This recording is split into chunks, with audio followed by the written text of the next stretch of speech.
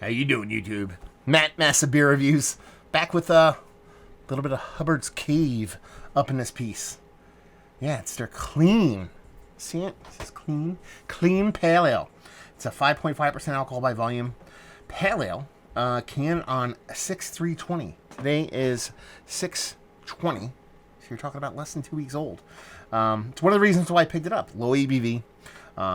Relatively fresh. From a brewery that I've had some pretty decent stuff from. So, yeah, and the price point wasn't that poopy on this. Typically, Hubbards Cave stuff tends to be a little bit pricey. I think I got this 12. Ooh, okay. $12 to $13. That does not look like a pale ale. Let's put it that way. Yeah, a little bit cheaper price point. So, yeah, that is not what you expect a pale ale to look like. That looks like more like a, besides apple cider, that kind of looks like a Midwest kind of double IPA kind of look. So yeah, did they can a wrong beer? Yeah. Clean pale ale. Okay. Label-wise, it's just fonts. What are you going to do? I don't hate it. But yeah, I mean, look at that. I mean, that looks like apple cider, the kind you, not apple juice, like the apple cider you find around Christmas time. You know what I mean? That kind of stuff going on. So it definitely looks nothing like a pale ale. Oh boy. Looks oxidized. Let's put it this way. But you're talking about less than 2 weeks old. How could this possibly be oxidized? Well, we're in the middle of COVID stuff, so I don't know if their tanks are turning as often. That's just wild assumptions from this guy. But yeah, let's see what the nose gives. Ugh. Yeah, that's oxidized. How the fuck do you make a 13-day-old oxidized pale ale? I don't even get it. Like, did they have canning issues? Are they packaging old beer? Yeah, it's this big, spicy maltiness. It almost comes off like an American barley wine. That's how the nose comes off. It's a big caramel, a little bit of soft butterscotch. There's a spicy herbal bittering to it. And that's pretty much it. It is nothing even close to what a pale ale is supposed to be, at least on the nose, at least by the look. Pretty sure the taste is going to follow, so I'm just going to dive in, see what's what. Cheers.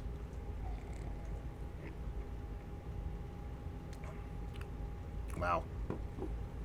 That's pretty poopy stuff right there. I mean, it's not negative. It's not like off flavor like crazy. I got that little butterscotch in the natural nose. And while it's there in the taste, it's not gigantic.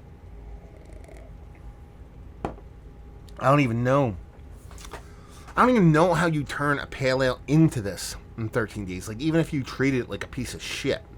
Like, you canned it, then put it on horseback in 90-degree days over a 1-week ride and stored it on a shelf. I don't even think a pale ale is going to get this oxidized, this negative in 13 days if there's not something else going on with it.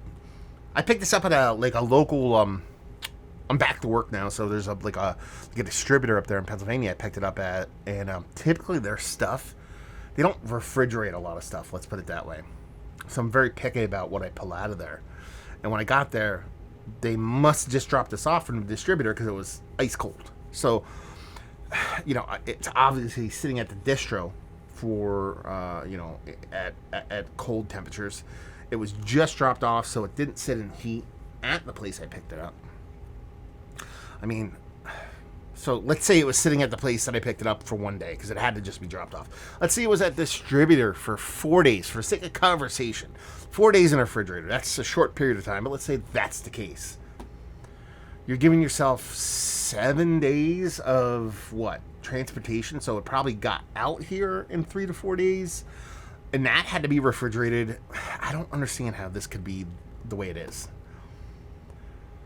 I don't want to throw assumptions out there, man, but you kind of think about stuff, especially during COVID time, with distro being kind of shut down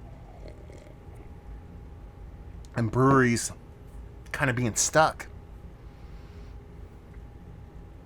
You know, did they put out an old beer just knowing they had to put it out, like they had it sitting in a tank? Or conversely, did they make this beer? No. See, I was going to say maybe they ordered it a while ago. Yeah, I don't know. There's something about this because it's definitely not clean. It's definitely not a pale ale. It almost tastes like a completely different beer. That's how far off it is. Yeah, because it drinks like a hazy ESB is kind of how it drinks. Man, that's super disappointing. Fuck. I got 3 more of these to go through. Ugh. Yeah, it's pretty poopy. It's probably one of the worst pale ales I've had in quite some time.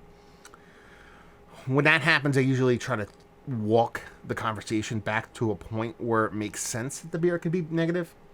I can't do that with this beer. I can't be like, okay, it's probably the way it was stored. I don't think that could be the case for this, at least once it left the brewery. There's just not enough time for it to go that sideways that quickly. Fruit flies. Anyway, I gotta put this one on the brewery. Either it's a bad batch, or like I said, I don't want to kind of put this out there as like fact. It's just me assuming stuff with COVID and supply chain and how stuff gets out nowadays. This could be one of those beers that just kind of pushed out because it was in a tank. We have it.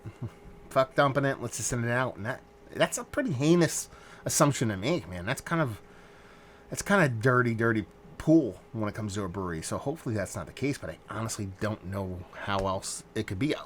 Either it's that or it's a bad batch of beer. Either way, the brewery should have never put this out. Let's put it that way. Because there's no way it changed from good to bad this quickly in less than 2 weeks while it was cold for at least a majority portion, probably all the portion. It was being kind of distributed around the area. Bummer, man. Yeah, so let's talk about it. Is it one of the better pale ales I've had as of late? Absolutely not. One of the worst. Value availability, $12-13. This price point, this beer is just, you gotta toss it at this point and leave you with, if you like what we like this. If you like oxidized, pretty poopily made pale ales, you'll like this. Or if you like, let's say, American barley wines, but you want something with a low ABV, there you go. It's kind of closer to that than it is a pale ale. Hopefully you guys enjoyed our review down there if you want to talk about it. Massive Beers, if you want to check me out doing the social media stuff. Massive, excuse me. If you want to check me out doing a whole podcasting thing. And hopefully you guys enjoyed our review. Hopefully you're enjoying a beer better than this one. Hopefully see you next time. Cheers.